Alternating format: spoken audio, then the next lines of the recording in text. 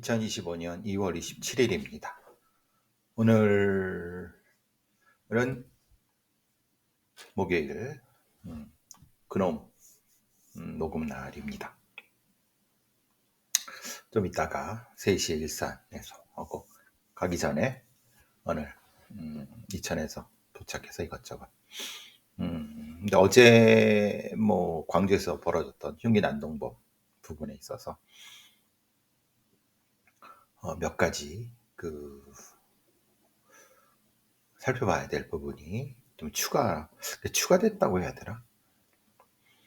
첫 번째, 이게 중요도에 따라 그런 건 아닙니다. 핵심적으로 이제 지금 문제 제기가 되고 있고 이런 부분들이죠. 38권총으로 3발이나, 그러니까 처음에 2발, 그러니까 전반기 2발, 마지막 1발을 상반신을 맞았는데도 거기서 즉사하거나 이러거나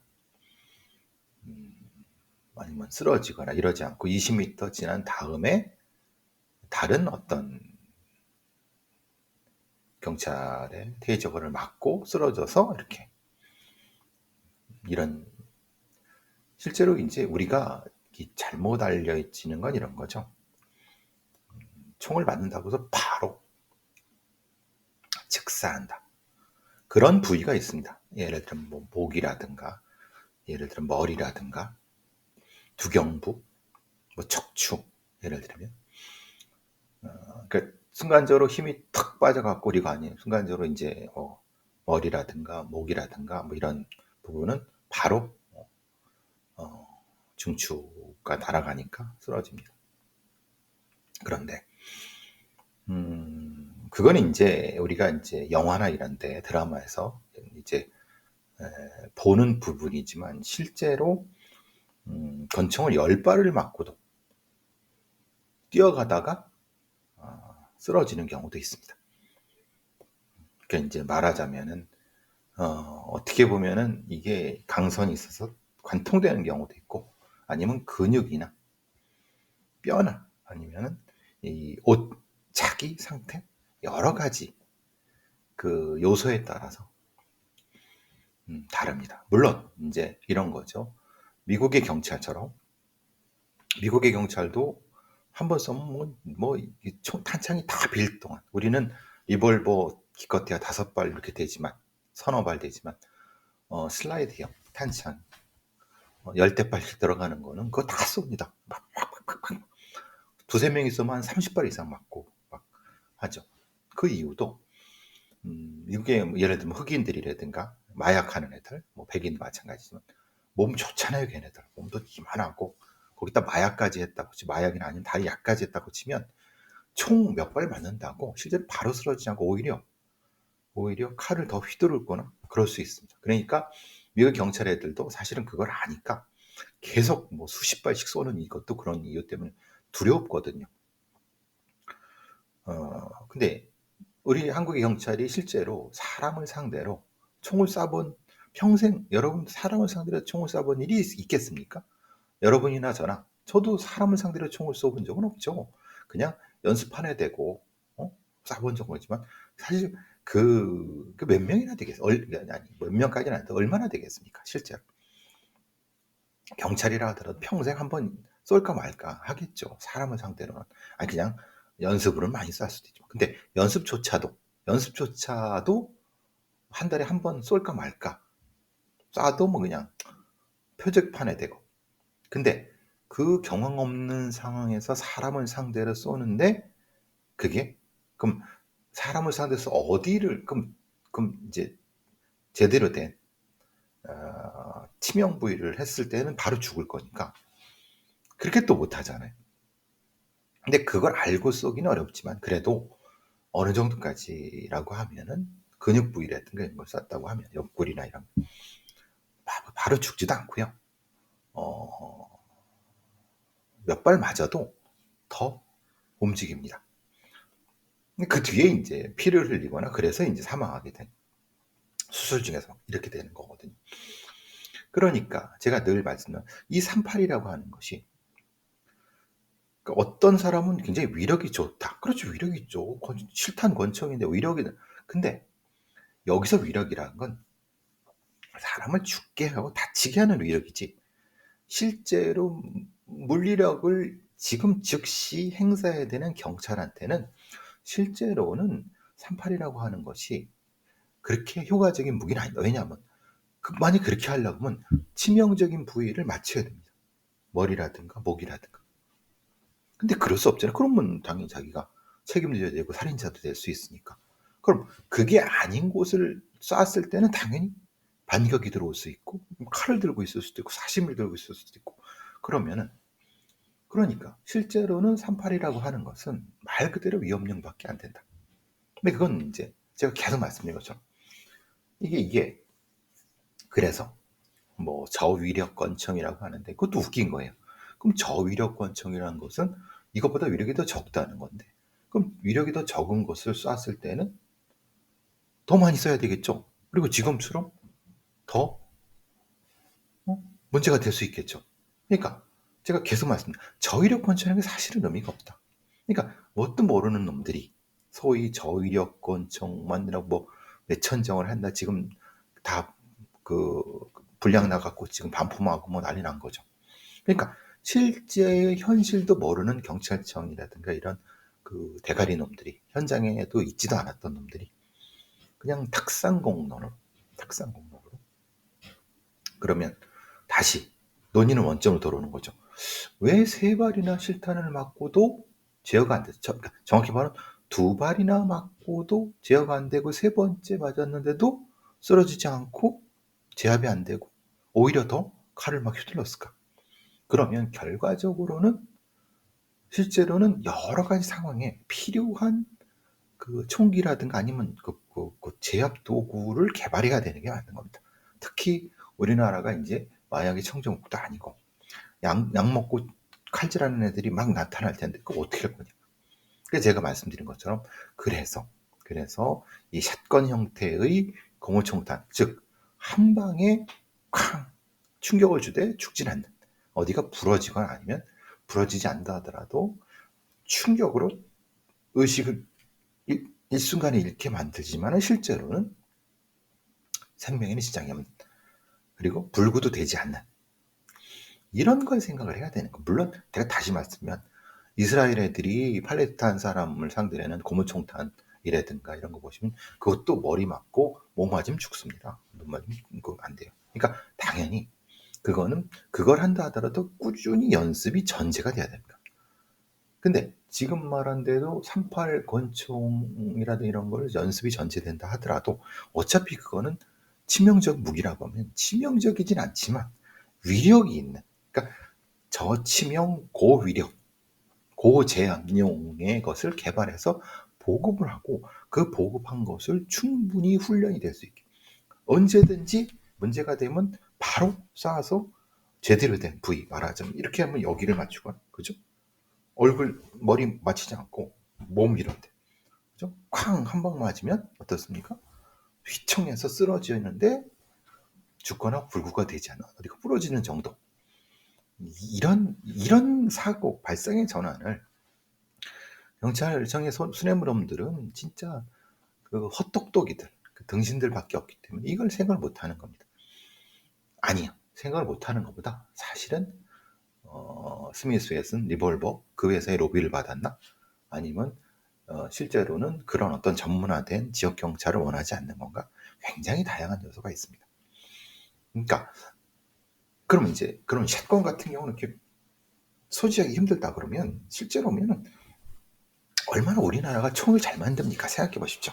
K1, K2, 뭐 K 계열의 그, 그 방산에 상당히 잘 만드는 회사, 잘 만드는 그 회사들 꽤 있습니다. 그러면은 평소에는 K2처럼 접어갖고 다니다가 필요할 때 탁 해서 왜 없습니까? 이런 게 지금 방사능 K2, K9 수출하는 나라에서 이 M16도 만드는 나라에서 뭐 이런 게 없다는 말이 안 되지 않습니까? 그러니까 사실 38도 무거워요. 그죠? 실탄 넣고 다니고. 차라리 그거보다는 응? 그 무게보다 조금 더 하는 걸 옆에다 하든 이렇게 해서 필요할 때만 척 하는. 꼭 왜 권총을 고집해야 되느냐? 권총이 아니라 하더라도 소위 우지기관단총처럼 약간 접어도 표면은 켜지고 그 다음에 될 수 있는, 충분히 개발할 수 있고 현실적으로 존재하는 거거든요. 생각하지 않고 그걸 현실을 모르는 놈들이 결정권을 가지고 있고 위에 대가리에서 진짜 무능한 새끼들이 이런 것들을 경찰청 위에 있는 애들이, 그러니까 이게 말이 안 되는 겁니다. 요런 어떤 일을 통해서 좀 더 배워서 소 잃고 소일은 잃었어도 외양간은 고치자. 내가 늘 말씀드리는 겁니다. 첫 번째. 두 번째. 또 나오는 논란은 이겁니다. 그러니까 두 명이 갔는데 순경 하나랑 경감. 여기서 순경이 많은 분들이 지적하는 게 여자 아니냐. 몸 체형 보니까 여자 같다. 뭐 이런 얘기도 있고 아직은 모릅니다. 여자인지 아닌지 그리고 이게 중요한 자인지 모르겠어요. 여자 여경이나 여경이 아니나 그 부분은 저는 중요하다고 생각하지 않는데, 다만 그 사람의 판단은 좀, 왜냐, 둘이 가서 접근을 했어요. 근데 칼을 들고 달려드는데 이쪽에 있던 순경이 테이저건을 가진 애가 테이저건으로 쐈어요. 근데 패딩이나 외투 때문에 못 맞췄어요. 그 다음에 하다가 이쪽 경감애를 칼을 들고 달려들었다는 얘기. 그때 얘는 뭐 했느냐? 테이저건이 실패했다고 발사가 안 돼갖고 실패했으면 바로 테이저건을 던져버리고 3단봉을 펼치거나 아니면 주변에 있는 작대기라든가 뭘 가지고 빨리 이 경감, 즉 이 범인이 경감을 공격하고 이렇게 그때 막 할 때 그 뒤에서 해서 앞뒤로 해서 이것을 시선을 분산시켰으면은 좀 더 효과적이잖아요. 즉 순경이는 여기서 이제 뭐야 왜 여기 있어? 경감이 공격당하고 쓰러지고 그 다음에 하다가 얘가 다시 저쪽으로 가고 그때 이제 다시, 그러니까 뭔가 현실적이지 않은 제압 방식이었을 수 있다. 즉 말하자면 칼을 든 한 놈이 있으면 둘이 있을 때 어떤 진영 형성, 앞뒤로 형성해서 뭘 가지고 뭘 할 때, 지금 상황을 봤을 때 순전히 경감 혼자가 뒤엉키고 막 이렇게 해서 실탄 봤을 때 그런 거예요. 그럼 나머지 하나는 어디 있었냐? 그죠? 테이저건을 가진 애는 테이저건을 썼는데, 그럼 얘는 적어도 뭘 하고 걔 공격하는 뒤에서 뭘 하거나 아니면 같이 뭔가 이렇게 했을 때, 근데 이게 안 된다고 생각했으니까 이 경감애가 총을 쏜 것이 아닐까. 그러니까 이 부분에 대한 정확한 재구성이 필요하다. 즉 2인 1조로 칼든 놈을 할 때 지금 상황은 하나는 테이저건 든 애는 뭐지? 어디서 지금 경감 혼자 경고하고 총 쏘고 공격받아서 그 다음에 총 2발 쏘고, 이게 그럼 혼자잖아요. 어디 있죠? 그러니까 그러니까 이 제압 대응 형성이 안 된 것 같다. 그리고 그 다음에 총이 2발, 3발 맞고 도망가서 그때서야 저쪽에 던 테이저건 이렇게 됐거든. 그럼 이 상태에서 얘는 뭘 했을까? 이 부분에 대한 것이 정확히 구성이 돼야 되는. 그러니까 말하자면 지금 논란이 총을 쐈는데 이게 정당방위냐 아니냐 이런 문제인데, 실제로 이건 정당방위가 맞습니다. 물론 검사 출신 애들이라든가 뭣도 모르는 변호사놈들, 특히 검찰 출신 애들, 현장도 잘 모르는 놈들이 그냥 죽었기 때문에 책임 묻는데, 대부분 판례에 이런 형태의 위협이 있을 때 총기 사용해서 사망케 한 부분에 대해선 면책이 되는 이런 판례가 있습니다. 그러니까 실제로 이건 사실은 정당방위의 문제가 아니에요. 당연히 이건 정당방위고, 왜냐? 공격을 먼저 했고, 다만 그 위급한 상태에서 총을 쏴고 그래서 정당방위 정도에 대한 문제는 법적으로 시비를 따지면 되는 거예요, 그때. 그런데 제가 여기서, 그리고 몇몇 분들이 제기하는 것처럼 테이저건 쏘은 애는 뭐 했지? 그럼 테이저건을 쐈을 때 이게 적절한 판단이었느냐? 왜냐? 얘가 분명히 걷고 있었고 외투를 입고 있는 상태에서 테이저건을 제대로 못 맞췄을 경우는 실제로는 이게 자신이 없이고 이게 더 자극할 수가 있기 때문에, 그러면 다가올 때 여기서 쏘는 게 아니라 뒤쪽으로 돌아가서 이렇게 앞뒤로 옆으로 해서 시선을 분산시키는 방식에서 방심한 상태에서 테이저건을 쏴야 되는 건데, 다가오는 이건 좀 이상하다. 그러니까 판단의 실수는 훈련의 미숙이겠죠. 그걸 정확히 판단해야 돼. 아, 요거는 이게 현장 판단의 미숙. 그러니까 경감 하나, 순경 하나 데리고 있는데 순경에는 전혀 현장 판단이 안 돼 갖고 그때 쏘면 안 되는 건데 조금 있다가 시선을 분산시킨 다음에 쐈어야 되는 건데 그 부분에 대한 미스. 그러니까 어제는 제가 방송할 때 그냥 단지 이 CCTV를 안 본 상태에서 이렇게 해서 그런데 CCTV를 보고 그러니까 지금 2인 1조로 제압하는 거에 대한 이것이 전혀 지켜지지 않았는데, 그냥 경감회가 권총 들고 만약에 이 엉겨 붙는 상태에서 권총이 발사됐는데 이게 오발돼 갖고 유탄으로 다른 쪽에 민간인을 맞아서 죽었으면 다쳤거나 그럼 어떻게 할 뻔했어요.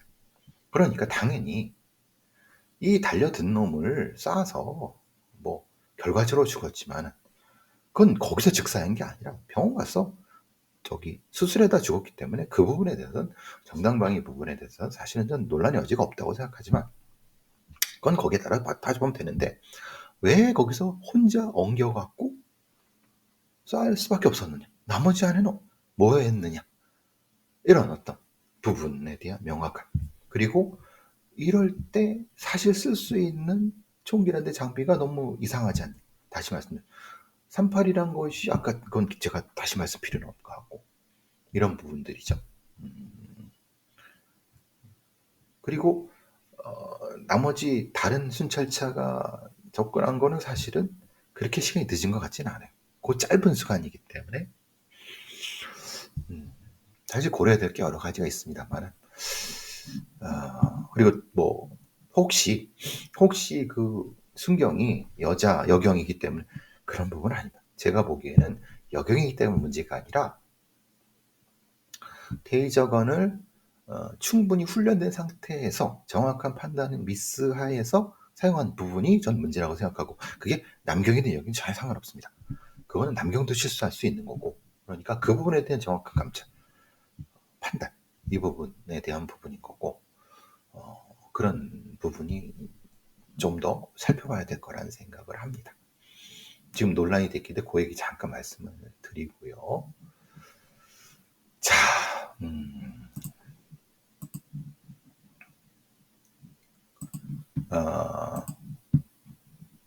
보니까 요번에 경찰 관련된 뉴스가 몇 개 더 있네요. 오늘 아침에 들은 뉴스는 제주도에 왔던 중국 놈들에 대한 거예요. 그러니까 뭐 중국 놈이라고 해서 중국인 혐오가 아니라 중국 범죄자들이죠. 그 무비자로 중국에 들어왔는데 이 새끼들이 납골당을 털은 거죠. 털어갖고 유골함을 싹 걷어서 그 근처에 묻어놓은 거예요. 그리고 사실은 튄 거죠. 튀면서 유골함 돌려줄 테니까 28억 원 내라로. 그때쯤이면 얘들은 이미 한국을 떠났을 거고, 이제 마치 제주도 관광 온 것처럼. 근데 이제 경찰은 그걸 듣고 실제로는 CCTV를 본 거죠. 근데 CCTV 보니까 그 며칠 전부터 미리 그 답사를 하고 당일날 그걸 훔쳐갔고, 근데 사실은 이동하는데 그 중간에 어디 묻은 것 같아요. 다 찍히죠. 그래서 그걸 파갖고 돌려줬는데, 이런 일종의 여행 와서 범죄하고 튀는, 예를 들면 한국의 범죄자놈들이 무사증으로 일본에 갔다가 범죄를 하고 튀었고 똑같은 범죄를. 그러니까 이거는 중국인이기 때문에 문제가 아니라, 그러니까 무비자로 들어온 어떤 외국인들에 대한 범죄는 어떻게 대응할 것이냐, 이 부분의 문제라는 거예요. 쉽지 않죠. 왜냐하면 무비자로 이렇게 여행객을 늘리려고 했지만 정작 들어오는 놈들은 저주범들이 들어와서 범죄하고 튀니까 참 난감하네요. 그죠? 자, 사이버 레카 그런 얘기를 하는데, 예, 요 놈은, 야, 이게, 그러니까 범죄의 전쟁이라고 한 텔레그램 방을 만들어 놓고 조폭이라든가 소위 이런 그 성매매 업소라든가 이런 애들, 유흥업소를 협박을 한 거예요. 예를 들면 이런 거죠. 어떤 그 불법 유흥업소에 성매매까지 하는 그런 데가 있지 않습니까? 거기에 그거를 거기 있는 성매매 여성을 찍어서 게시를 하고 어디에 해갖고 그런 다음에 올린 다음에 돈을 뜯어내는 거죠. 조폭 이름을 올리고 돈 뜯어내고. 글쎄 이게 참, 여러분 새 간도 크지. 조폭 애들을 건드려? 근데 텔레그램으로 이런 애들은 사실 텔레그램의 익명성 때문에 딱히 두려워하지도 않는 겁니다. 그러니까 사실은 이 어느 지역의 성매매 업소라든가 술집 같은 데에 그 소위 잘 나가는 아가씨들 얼굴 노출시키고 뭐 불법행위 이렇게 하면은 어차피 지들 영업정지하고 그러면 지들 손해니까 적당히 돈 주고 이제 합의하고 그러는 경우가 꽤 있거든요. 야, 참, 양아치 위에 생양아치가 있다고. 별일이 다 있습니다. 그러다 죽어, 그러다 진짜 그 조폭애들한테 죽는다. 이건 범죄입니다, 범죄. 조폭의 돈을 뜯었다 하더라도 범죄입니다. 성매매 업소에, 불법 성매매 업소에 돈을 뜯었다 하더라도 범죄입니다. 여러분 나이롱 환자라고 들어보셨죠? 사실 저도 근데 그런 적이 있어요. 한 몇 년 됐죠? 몇 년이 뭡니까? 한 10년, 10년 좀 안 된 것 같은데. 그 가양대교에서 이렇게 가는데 속도를 한 3, 40 놓고 갔는데 이제 문제는 앞차가 이제 꽝 들이받은 거죠. 그러니까 이제 이 안전거리를 놓고 가지만 실제로 어떻습니까? 부딪힌 게 뒤에 여파가 땅땅땅땅. 그죠? 그러니까 저도 이제 간접 피해를 보는 거예요. 사실 뭐 뒷범퍼 조금 나갔는데, 근데 이제 거기 있는 레카차 이런 애들이라든가 무조건 가져가는 거죠. 그럼 보험회사에서는 가장 낮은 단계에서 합의하는 거죠. 몇십만 원, 뭐 이렇게. 그러니까 이건 좀 이상하다. 이건 좀, 네, 그럼 뭐 그렇게 합의했지만, 그러니까 합의하자고 하니까 난 뭐 굳이 뭐 안 고쳐도 되고 뭐 굳이 다치도 않았지만, 근데 문제는 그게 기본적으로 등급이 나온다고 하는 거예요. 그러니까 뭐 어차피 차는 고쳤죠. 그러니까 저 범퍼가 뒤에 나가 요만큼 찢어진 건데 뭐 그러니까 어쨌든 그건 고친 거고. 그러니까 이제 이게 너무, 그러면 그건 좋겠지만 국민 전체의 자동차 보험료는 올라가죠. 왜냐면 어차피 그건 보험사가 주는 거지만 그 보험사 애들은 어차피 일반 자기 그 가입한 애들한테 받을 거니까 내년엔 더 올릴 테니까 별로 도움이 되는 것도 아니죠.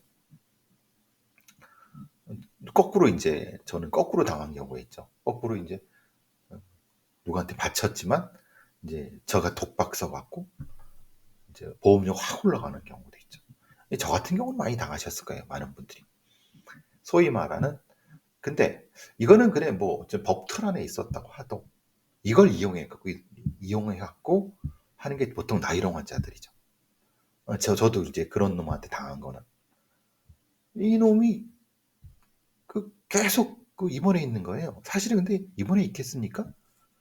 병원에 가짜 해두고 지는 일부러 다닌 거지. 그거 다 물어줘야 됩니다. 그러니까 이런 나이롱 환자 때문에 보험이 올라가는 거죠. 향후 치료비 이런 걸로. 아이, 이건 제도가 잘못했다. 그때 보험사들도 그렇고, 아는 사람들 다 얘기해요. 응?